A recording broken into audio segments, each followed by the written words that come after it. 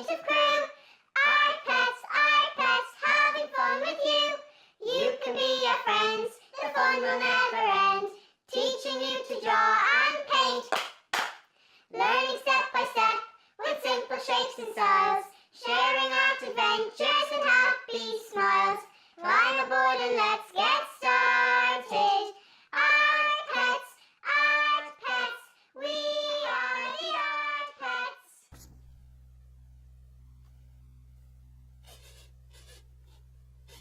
Are we on yet? Are we on? Oh, hello. How are you? Well, I hope. How are your art adventures going? Remember to keep practicing to improve your drawing and painting skills. Today, I'm going to show you how to draw a T-Rex. As this is a tricky drawing with a lot of detail, as usual, I will show you step by step over several videos how to draw a painting. This is a T-Rex. He looks very fierce and scary. I will also tell you some fun facts about him during our videos. But for now, let's get started. So, as I said in my introduction, this drawing of T-Rex is very tricky because there's an enormous amount of detail. And as before, I've done out a drawing, a basic outline drawing, to show you the sections and the basic proportions. Remember we talked about proportions, the size of one space to another? So what I've done is I've taken the basic shape or proportion of T-Rex and I've divided it up into 8. So we have the outline shape, which is this, and then we have the halfway line here, the halfway line there, and 2 quarter markings. And they show us where, for example, the head and the jaws go into, the neck and the body, the hind legs, the front, the other hind leg there, the tail. And you can see I'm using mostly ovals with a triangle or 2 here and there just to get the basic shapes. Now, if I were to count up these shapes, you'd see that there are 19. There's 1, 2, 3, 4, 5, 6, 7, 8, 9, 10, 11, 12, 13, 14, 15, 16, 17, 18, 19 individual shapes to try and help us to understand the basic proportions of T-Rex. And it's worthwhile looking at that and understanding the basic shapes. Remember what I was saying to you before, that the best way to learn to draw is to look for the basic shapes, be that a circle or a square or an oval or a rectangle, and use those to help you understand the basic details. So you get your basic shapes, you put those down first, and then you add step by step the details into that. Not trying to be too perfect first time around. And that's what I'm going to show you here. So you can see I have my piece of blank paper and I'm going to loosely mark out a section similar to this, and as before it doesn't have to be perfect, so I'll start with my loose outline here. I'm not going to lean too heavily on my pencil. And again, here's just guidelines coming down. You can see my lines don't have to be perfectly straight or rigid. Then from there, this way, I'll mark this side for the end. I'm losing a little bit out on the piece of paper, but that's okay. I have the loose sense of the midway line coming across here. I have the center line, just that cross. Remember, we've used the cross several times, so you can see the cross there. And then we have these marking the loose proportions of the 8s. Now, we'll rub all of these out as we've done before when we no longer need them. The first area we're going to look at is the head. And you can see the way the legs here are very, very large. We see all of this leg on the left, which you can see leans at a slight angle for balance, and then the other one going in the opposite direction, and that's what gives the T-Rex the sense of balance. So we're going to start with the shape, and I'm looking at, you can see the oval shape here. I'm looking at that one first. Now you can see there's a gap there, there's a gap there, so you don't want to fill the entire space. So loosely putting in the oval, as you can see, right there, and look at how far back I'm holding my pencil. I'm not trying to be too rigid, and the lines I'm using are again what I call loose searching lines, not trying to be too rigid or too perfect with them. I don't have to be too heavy-handed or too rigid, they're just guidelines. So we then have the top jaw there, and then the bottom jaw coming down approximately there. But you can see that the bottom jaw comes in at an angle, so I've got to remember actually to make sure I don't go beyond that point there, otherwise the bottom jaw would stick out way too much. And they just about touch off that guideline. So that's the first 3. Then I have the neck, which is lower than the head, so you can see the angle of the neck. It's lower than the head, and I'm going to put that about there. From there, the next one is the body. Now, the body is not a perfect oval. You can see it becomes more of a triangle down here. But for the moment, as I did here, I'm going to use just a simple oval. And we're going to put in that oval just from around the neck, and you can see it goes past this line and approximately into the middle, so it goes approximately to there. It doesn't go all the way up because the body's coming down at an angle here, so about the same height as the neck, but there, and it goes below the halfway line and touching off here. So we want a loose oval that sits approximately there. And you can see it's deep here, and then it narrows back up to the neck, so I don't have to make it too perfect all the way up there, just narrowing, so it's narrow from here to here and deeper from there to there. And just put that down there. As if we have these ones here, I'll just make them a little bit stronger so that you can see them, but I don't want to make them too strong because they don't need to be too heavy-handed into that space. And that's there. From there, I have the oval for the hind leg here. And as I said, it's coming down at an angle. It doesn't quite touch that line, so what I want is something that's going approximately down there, or thereabouts. So I'm going to take that hind oval there. Then I have 2, 3, and a triangle I'm using for the foot. So we then have 2, 3, and then a triangle for the foot, and I'm going to let that come all the way down to my line because that leg there, because it's closer to us, appears to be longer. This one is at a slightly higher point because it's further away. And then we put in our triangle for that there. From there, I'm going back into the next one. As you can see, this one here starts underneath the tummy, behind the neck. So the line of it here is just at the base of the neck. So we're going to start it. It's going to finish about there. It's going to come across, as you can see, this way. So we're going to take that oval. We're going to put that approximately there, 1. Then we have a small one for the joint, 2, and this leg is not as low down as that because it's further away, so I want to make sure if that line is finishing there, this one has to finish slightly higher to give the impression that it's on the other side of the body, and that's why we see the inside of it and we don't see this portion at the back. So this then comes across, and if I took a line up from the toe, took a straight line up, it cuts through the eye, so it's going to end up finishing about here or thereabouts. So that, remember we talked before about the idea of using vertical or standing up lines and horizontal or lying down lines and looking at where they cut across other parts of the picture. So in this case, as I said, if I take the line up, it comes through the eye. So we're going to have another shape, and that's again a sort of triangular shape that's going to sit approximately there. From there, I'm moving down to the back, and I'm going to look at the tail, and I see a big triangle here. Once again, look at the height of the tail. It doesn't go above the body, so it's sitting about there or thereabouts, and I want a triangle that comes almost across the middle, so it's going to go quite straight here, and then it's going to come back that way. Okay, very big, very powerful tail. And then, can you see the shape? I call that a loose S. It's just a very soft S shape. So I'm going to just come in and put in my very soft S. Now, again, the shape of the tail doesn't have to be exactly the same because the tail moves. So any moving part on anything can be different to that which you see at the moment. So never be afraid if it's a little bit different. That's fine. We don't worry about little things such as that. And then finally, we have the tiny little arms. Look at them. Look at how small they are. You can see they're just coming beside the leg here. So the first arm is sitting there. 2 small ovals and then a small one for the claws in that space. And then over here, we have it just cutting across, so you can see it's on the same line there, and there's very little, if you look at the negative space, just a little triangle which we have there, so the other claw and arm is starting 1, 2, and thereabouts. And that is the first loose outline stage using our ovals, using our basic shapes of T-Rex. Now, what I'm going to do is, I could go in and put some detail of the background in, but I'm going to actually just stay with T-Rex for now, and then we'll add the details in the background later on. As before, if this looks right, then we go to step 2. But if your ovals or your shapes don't look quite right and the shape of T-Rex doesn't look right, you're better to stay with this and spend some time getting this right first before you go in and start adding any further detail. Because otherwise, the further into a drawing you get, if it's not correct in the ways that you want in terms of proportion or perspective, then it can be tricky to fix it. And even though I said to you before about not everything has to be perfect and don't be afraid of mistakes, at the same time, it's easier to correct things you're not happy with from the beginning rather than waiting till later on. So now what I'm going to do is I'm going to come back again to the head, and I'm going to start just joining these up. Now, you can see the unevenness of the body. They had a very bony outline on their body to protect them, so their skin and their musculature was very hard because they were being attacked by other dinosaurs who were very strong, very powerful claws, very powerful teeth. So they needed very strong skin and bodies to protect themselves. And you can see this ruggedness here. But we won't worry about that just yet. We'll just stay with simple lines. And what I'm going to do is just going to join the head and the neck. You can see it comes just as one line. So from here, just kind of join that up a little there, like so. And I can lean a little bit heavier on my pencil now. And then that sweeps down in a, what shape is that?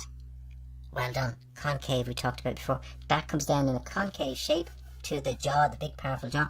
And then we have a big sweeping semicircle here that comes all the way down to there and back in there. So again, I'm using the guidelines I put in into that space. Then I see it coming back the other direction, coming out to the lower jaw, and there's quite a gap there, so I need to make sure that I have that coming down. So I went too high here, that's okay. Bring that lower jaw down into that space. And remember I said it comes in at an angle there, so that you have that, see that angle inwards.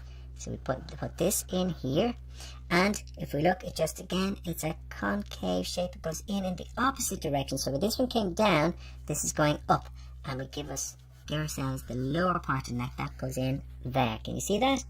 And that line finishes just inside this line of the base of the neck. So the top of the neck, the top line on the neck finishes there. The bottom one finishes just inside. So that's there. That's there. Okay, almost on the line, in fact, that we're showing. From there, I'm going to come back in, and I can see that the back has 1 dips, 2 rounds on it, and that centre there is just inside between the 2 legs, so I need that dip to approximately here. So the first one is coming in, it's quite high, like so, and it's higher than this. You see, if I put my pencil along, see the way it's sliding down? So I need to make sure that that's going down, so the second dip comes in and slides down this way, like so, in that fashion.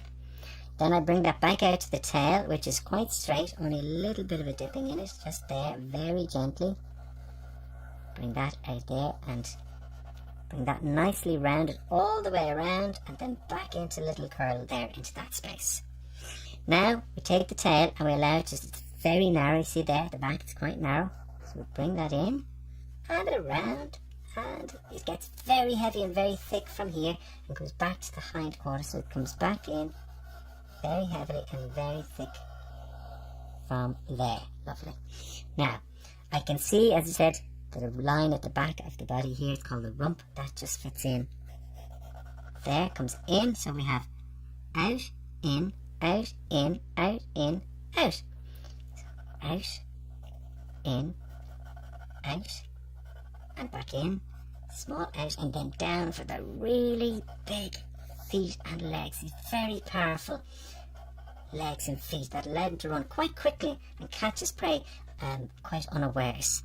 Now, from there, we have the inside, and then it matches that, comes in, out and in there, almost like a slightly curled or angled line for this section, and then out once more into the claws. Now, the claws are not flat, the foot is slightly rounded, so the shaping of the foot, as you can see, it's slightly rounded this way, so I'm going to build the claws into that space there. So I'm going to put in that little bit of circle first, or semicircle I should say, and that's back in there for the idea of the claws, and I would add the claw to that to make it look a little bit longer there, to that space.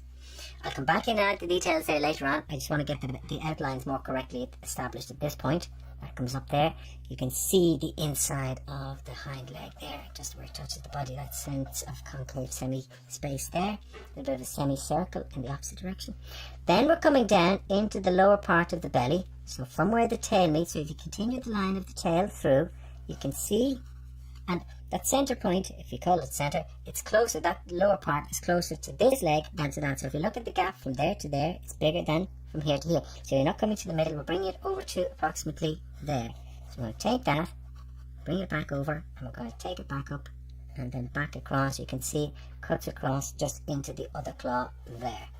So into the other arm and claw there. From there, we have this leg, which then comes down, and again, that point is just starting at the lower part. So, right, so we have to make a small adjustment. If I take my line up here, you can see that that round, that dip should be slightly closer. So I'm going to come back up, going to give that a little, bring that in just a little bit more there to give, and bring that back across just to give that a little bit more balance.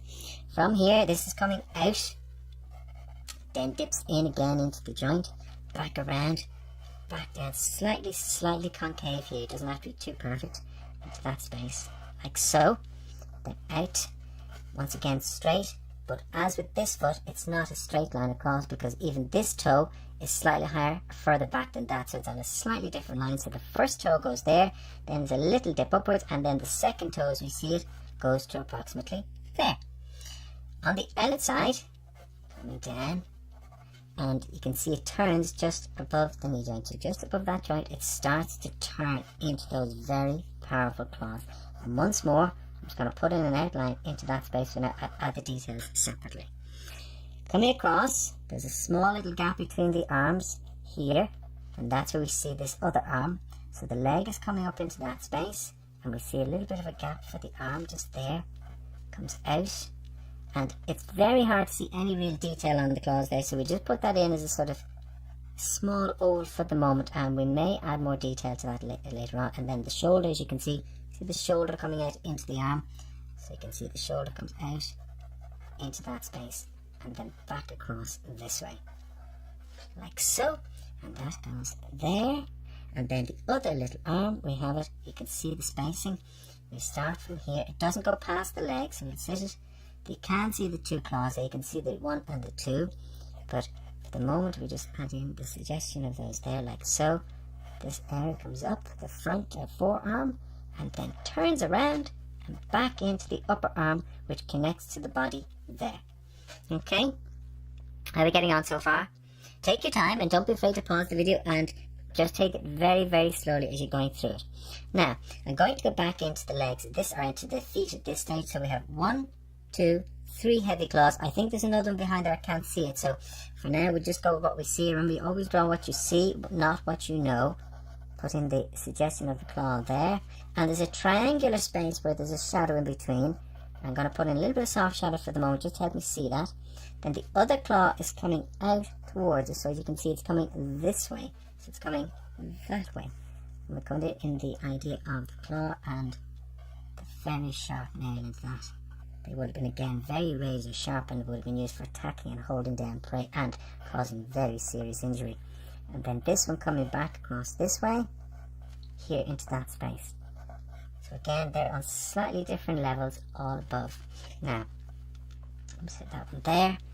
Coming back across to this one, you can see the line of light as the light picks up on this claw coming down here. So, comes down, out, getting very thick here into this space, coming out, and then back across. And I'm going to make this a little bit longer because I think I'm a little bit too short from here to here when I look at that, so I'm going to make that a little bit longer. Have the point of that nail in there, that claw just in there, and this softens back slightly. And then we said this one's slightly higher, and I'm going to add that out as well a little to make that just a little bit bigger by comparison to what we see there. Into that space. From there, I'm going to go back up into the idea of the head. Now, because the mouth is open, you can see inside, and you can see the teeth and the tongue, and you can see part of the skin here at the cornering of the mouth, which stretches. So when it opens his mouth, this skin stretches over. So what we want to draw in is this line first. And again, if I look at the space from here to here and the height, so I'm starting, goes up, comes down about there, back around to here. So that's what we're seeing, just into that point there. And I don't want to go too far back, because if I take a line up, it just cuts through right this part of the neck, so right into that space there. And then that comes back down, and it has to join up with this line. So it's starting from there, and you can see dips a little, so again that soft concave shape there, and then back around to meet, and that's approximately what we are seeing into that space. 1, 2, 3, back around here. The shaping of the eye, you can see it's very large. The eye is sitting back into the socket, so it's very deep. It's set back to protect it in when it's fighting or being attacked, or whichever it happens to be, even going through brambles and trees. The trees would have been very rugged and very rough in those times, so to protect itself running through the trees and the bushes at speed. Now, before I add any more detail, I'm now going to take my rubber and rub out some of this little bit of detail first. Rub out the guidelines that I no longer need, I should say. So I'm going to start with these, because I'm happy with the drawing itself, and we'll see how clearly we've got all of those bits and pieces done. So I'll just rub this out very quickly, and then we'll come back in and do more. Now, I've rubbed out all of the guidelines. As you can see, I'm left with just the basic outline that I've already put in. And it's quite rough and rugged, which is perfect because the body of the T-Rex is very rough and rugged. So I want to keep some of that idea in my drawing. Also, if I haven't rubbed out all of the lines, it doesn't matter because they'll easily be camouflaged and brought into the drawing when I'm shading it in. So we'll go back to where I was working, and that was onto the eye socket and the teeth. You can see the eye socket is very deeply set in. Quite a lot of darkness around it, so we just give a little bit of ruggedness around that space there. When we come down to the mouth, we were talking about this stretchy skin here at the corner of the mouth, so we're just going to put in a line for that, which is just underneath the eye, and just join the top jaw and the bottom jaw together in that. You can see its tongue sticking out. Now, you know, we don't know everything about T-Rex. Science is discovering these things as we go along, and every time we think we know something new or something else has been discovered along the way. So we can only draw and paint what we think the T-Rex look like, and I'm sure the opinion of scientists will change as they continue finding more and more fossils and things of that nature. You can see the nostril here, just into that point there, putting some of the nostril, and the line here is quite rough. There's a line just above the jaw there, and just underneath the eye, it's almost like a semicircle comes across. You see that there? And there's some highlight in that space we'll add in, and there's a little dip in that space there, kind of like a triangular spacing. Now we have the idea of the teeth, so you can see into this space the way they're quite big. Now put in as many as you wish, or as few as you wish. You don't have to put them all in. I believe there are about 50 to 60 teeth that the Tyrannosaurus Rex had in its jaws. Quite fearsome looking. And put those in there, and then along the bottom, they seem to be slightly smaller along the bottom. The big ones seem to be on the top. Just put those in like so. That looks very well and very, very scary. Now there's some rough marks down around here, and this is not quite so neat and tidy, so I'm going to just make sure that the outside of the body, which is very scaly and bony and even and rough, as I said earlier, to protect itself, I'm going to make sure that I get that feeling. So I'm going to give a few lumps and bumps on the outside to create that feeling of unevenness. And these would have been just hard bony lumps it had. There's another part of unevenness there. You can see the jaw comes down, so from here comes down immediately this area there, and there are a number of folds in the skin, if you like, but they're large. I'm just going to draw out the outlines of those for now, because I'll shade those in separately when we're actually doing the shading in the next step of this for the next video. And you can see the scales along the back here, again quite bumpy and lumpy. So I'm putting those in, and I can rub out little bits of the space now between as I go to make sure those scales are exactly, they're not quite exactly the same, but are visible there. And then it dips, and then the scales is quite lumpy and bumpy back here. Some smaller scales along the back of the tail. You can see here some scales coming in because they would have had ridges along its body to protect itself. There, and a few more here. And start to go up around to the neck there. Now, this comes down. There seems to be two colours on the body, the grey one on top and the light one on the bottom. Now again, I don't know that we know for sure that's exactly what T-Rex looked like, or they had those colours, but this is what we think for now, and we'll work on basis of what we think we see, or we know more so than anything else. Have it there, and then you can see on the inside of the thighs there, very rough rugged skin. You can see the folds of the skin because it's moving, and it comes up here, a few marks there. And I said when we're shading in this, we'll add in an awful lot more detail of this. We have the arms in there, and that seems to be again a bit of a division there between the greys and the light, what appears to be kind of a light pinky colouring here. There's that space. And the claws on the arms we have, there's some dark shadow here we'll add in. We have this claw coming down this part of that toe, quite large, coming out into this claw here, there and there. We have a what appears to be a little bit of a triangular shape and just in between the toes into this space, which we put in there. We just mark that in, and it just helps give a feeling of detail and a feeling of ruggedness, all of which, as I said, we'll confirm when we are drawing, shading in the drawing itself. It's fine. coming up like so. He's starting to look very good, isn't he? I'm very, very pleased with this, I must say. I really do like this. I'm glad dinosaurs aren't alive today. I would be very, very scared. They're very, very scary looking creatures. Now, just a little bit more. I felt that was too neat and tidy, so I'm just going to make that lower jaw a little bit more rough looking. You're just dipping it in and out a little to make it a little bit more, and I think that's better. It was too smooth looking, I felt. A few lines up there and a few lines here. And that, I think, is our T-Rex. Certainly from the point of view of just the outline drawing. We'll do more when we're doing the shading. We're just going to make this a little bit more rugged up here, along the snout, along the nose, along the top jaw. Better, better, better. Now, for the last few moments, we'll do a little bit of our background. And you can see it's just a very simple, barren sort of landscape with mountains and just desert and sand. So we'll draw in some of those small mountains in the background just across here. And then the horizon line loosely, just about there. It carries on underneath the body, back across this way. And once more the mountains come down, round. We have some, I'll move that slightly for the moment, we have some of the mountain there. We do have these very dramatic looking plants. The plants would have been very strange looking, very hardy back in those times. One there, and then they slightly curl and twist. But of course, when you're deciding on your background, you can use your own imagination and make your own background up, and it can be as playful or as simplistic or as dramatic as you wish it to be. So with something like that, don't be afraid to use your imagination and do something a little bit more unusual if you wish. These are like ferns, and ferns are one of the oldest plants on the planet. Apparently, I think they've been around since the time of the dinosaurs. I know Molly, Bella and Sean have them in their garden growing, and they spiral up, and then during the summertime when they start to come out, they unfold beautifully into these lovely long plants. Now, and then we have a couple of stones or rocks to give the landscape a little bit of ruggedness there, and another one here. And you can see the shadow. The light is coming slightly from the left hand side, top left, and so there's a shadow cast just there, and then the shadow starts to get wider because it's taking in the body of the T-Rex over into that space. There is another plant coming down, and we have to move this in order to put it. Actually, I'll just put it in here. How's that? There. It always seems to be quite pointy, and we just put that in there on that basis.